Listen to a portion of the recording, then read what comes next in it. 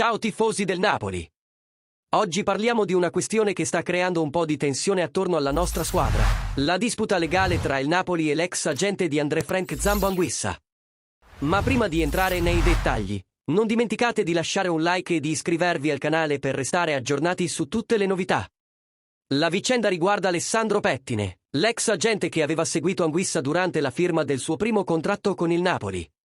Quando è arrivato il momento di rinnovare l'accordo del centrocampista camerunese, il Napoli si è affidato a un nuovo agente, lasciando Pettine fuori dalla trattativa.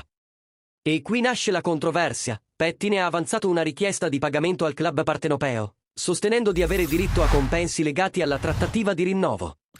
Secondo quanto riferito dall'avvocato del Napoli, Mattia Grassani, in una recente intervista su Radio CRC, il club ritiene la richiesta di Pettine assolutamente infondata. Grassani ha chiarito che Pettine non ha svolto alcun ruolo durante la negoziazione del nuovo contratto di Anguissa, gestito invece da un altro agente. In effetti, il Napoli ha già pagato regolarmente quest'ultimo per il suo lavoro. Grassani ha definito la richiesta dell'ex agente come arbitraria, illegittima e infondata, confermando che Pettine non aveva alcun mandato per operare durante il rinnovo di Anguissa. Insomma, una situazione piuttosto complessa, ma il club sembra deciso a difendere la sua posizione.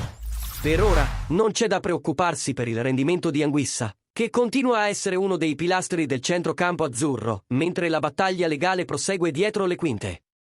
E voi, cosa ne pensate di questa vicenda?